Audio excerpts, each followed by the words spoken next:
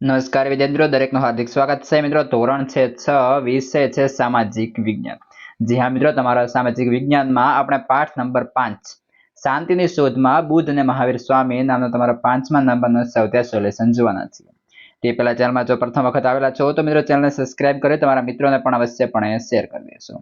મિત્રો જોઈએ પ્રશ્ન 1, નીચે દરેક પ્રશ્નના ઉત્તર માટે આપેલા વિકલ્પોમાંથી સાચો વિકલ્પ આપણે લખવાનો રહેશે. તેની અંદર પહેલો વિકલ્પ છે ગૌતમ બુદ્ધ સૌપ્રથમ ઉપદેશ ક્યાં આપ્યો? તો ગૌતમ બુદ્ધે ઓપ્શન બી સારનાથ ખાતે સૌથી પહેલા જે છે એમણે ઉપદેશ આપ્યો હતો. મિત્રો બીજા નંબરનો વિકલ્પ રહેશે ગૌતમ બુદ્ધ કઈ જગ્યાએ નિર્માણ પામ્યા? તો ઓપ્શન સી ઉસીનારા. ત્યારબાદ મિત્રો ત્રીજા નંબરનો આપણો વિકલ્પ છે મહાવીર સ્વામીની માતાનું નામ શું હતું? તો મિત્રો આપણો ઓપ્શન બનશે ઓપ્શન એ એટલે કે ત્રિશલા દેવી. ત્યારબાદ ચોથા નંબર છે મહાવીર સ્વામીનો જન્મ ક્યાં થયો હતો? તો મિત્રો આપણો ઓપ્શન બને છે ઓપ્શન બે ક્યાં? કુંડગ્રામની અંદર. મિત્રો વિડીયો જો સારો લાગે છે તો તમારા મિત્રોને પણ અવશ્યપણે શેર કરી દેશો.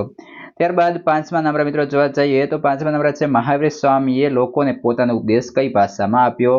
ઓપ્શન આવશે બે પ્રાકૃત અને અર્ધમાગધી ભાષાની અંદર તેમણે ઉપદેશ આપ્યો હતો. ત્યારબાદ આગળ જોઈએ મિત્રો પ્રશ્ન છે 2, જેની અંદર જોવા જઈએ નીચેના પ્રશ્નના ટૂંકમાં ઉત્તર આપવાના રહેશે. જેની અંદર મિત્રો સૌપ્રથમ પહેલો પ્રશ્ન છે ગૌતમ બુદ્ધનો મુખ્ય ઉપદેશ શું હતો? તો તેની અંદર મિત્રો આપણે જવાબ છે કંઈક આ રીતે હશે. એટલે કે ગૌતમ બુદ્ધનો ઉપદેશ આ પ્રમાણે હતો: આત્માના કલ્યાણમાં આસક્ત રહેવાને બદલે સદાચારયુક્ત જીવન જીવવું જોઈએ. તમામ પ્રાણીઓ સાથે અહિંસાથી વર્તવું જોઈએ. તે મનુષ્યને સૌથી મોટું કર્તવ્ય છે. ઉચ્ચ કુટુંબમાં જન્મ લેવાથી મનુષ્ય મહાન બનતો નથી, પણ પોતાના કર્મથી મહાન બને છે. તેથી સમાજમાં ઉચ્ચ નીચના ભેદભાવ ઊભા કરવા જોઈએ નહીં. સ્ત્રીઓને સમાજમાં પુરુષો જેટલા સન્માન અને અધિકાર આપવા જોઈએ. પ્રાણી માત્ર પર દયા રાખવી જોઈએ. જોઈએ આગળ. મિત્રો જોઈએ પ્રશ્ન 2, મહાવીર સ્વામીનો મુખ્ય ઉપદેશ શું હતો? જવાબ છે મિત્રો આ જવાબ તમે તમારી નોટબુકની અંદર લખી લેશો. મહાવીર સ્વામીના મુખ્ય ઉપદેશને ત્રિરત્નના સિદ્ધાંત તરીકે ઓળખવામાં આવે છે. તેમણે નીચે મુજબના 5 વ્રતોનો ઉપદેશ આપ્યો હતો: કોઈ પણ પ્રકારની હિંસા ન કરવી, પ્રાણી માત્રની રક્ષા કરવી એ જ મનુષ્યને સાચું કર્તવ્ય છે. હંમેશા સત્યનું પાલન કરવું, એ માટે ક્રોધનો ત્યાગ કરવો, ક્યારે પણ ચોરી ન કરવી, કોઈની પણ અનુમતિ વગર તેની વસ્તુ ગ્રહણ ન કરવી, જરૂરિયાત કરતાં વધારે ચીજ વસ્તુઓ, ધન, ધાન્ય, આભૂષણો, વસ્ત્રો વગેરેનો સંગ્રહ ન કરવો. જૈન સાધુઓ અને સાધ્વીઓને બ્રહ્મચર્યનું પાલન કરવું જોઈએ. પ્રશ્ન નંબર 3, જૈન ધર્મે કયા 5 વ્રતો આપ્યા? જવાબ છે જૈન ધર્મના 24મા તીર્થકર મહાવીર સ્વામીએ આ 5 મહાવ્રતો આપ્યા. 1, 2 એટલે કે બ્રહ્મચર્ય, અસ્થેય અને અપરિગ્રહ. સત્ય, અહિંસા, મિત્રો અહીં બાકી રહી ગયું છે. સત્ય, અહિંસા, અસ્થેય, અપરિગ્રહ, બ્રહ્મચર્ય તે રીતે થશે. ત્યારબાદ જોઈએ પ્રશ્ન 3, નીચેના વિધાનો ખરા છે કે ખોટા તે જણાવો. પહેલો છે બુદ્ધ અને જૈન બંને ધર્મ લોકોને શાંતિ અને અહિંસાનો માર્ગ અપનાવવા અનુરોધ કર્યો. ખરું. બીજો નંબર છે બુદ્ધ દ્વારા પ્રથમ ઉપદેશ બોધિ ગયામાં આપવામાં આવેલ. ખોટું. 3, બુદ્ધને સારનાથમાં જ્ઞાન પ્રાપ્ત થયું. ખોટું.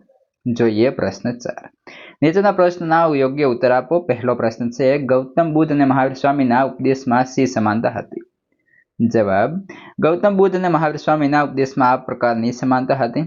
1, બુદ્ધ અને મહાવીર બંને સંસારને ભય અને દુઃખોથી ભરેલો માન્ય છે. તે ઈશ્વરનો ઇનકાર કરે છે અને કર્મવાદને મહત્વ આપે છે. તેમણે જણાવ્યું કે તમામ પ્રાણીઓ પ્રત્યે દયા રાખવી જોઈએ. બંને અનુરોધ કર્યો કે સૌને સમાન ગણવા જોઈએ અને સમાજમાં ઉચ્ચ નીચના ભેદભાવ ન હોવા જોઈએ. સ્ત્રીઓને પુરુષોની જેમ સન્માન અને અધિકાર આપવા જોઈએ એમ તેમણે જણાવ્યું હતું. પ્રશ્ન 2, ગૌતમ બુદ્ધના સમયમાં કયા અનિષ્ટો જોવા મળતા હતા? ગૌતમ બુદ્ધના સમયમાં સમાજમાં આ અનિષ્ટો જોવા મળતા હતા. પહેલું, સમાજમાં યજ્ઞ દરમિયાન પશુઓને હિંસા કરવામાં આવતી. ઘણા બધા લોકો માંસાહારી હતા. હિન્દુ ધર્મ બ્રાહ્મણ, ક્ષત્રિય, વૈશ્ય અને શૂદ્ર એવા 4 વર્ષોમાં વહેંચાયેલો હોવાથી સમાજમાં ઉચ્ચ નીચના ભેદભાવ હતા. સ્ત્રીઓને પૂરતું સન્માન મળતું ન હતું. મિત્રો આ તો સંપૂર્ણ સોલ્યુશન. હવે આગળના પાઠનું સોલ્યુશન પણ આપણા ચેનલ પર ઉપલબ્ધ છે.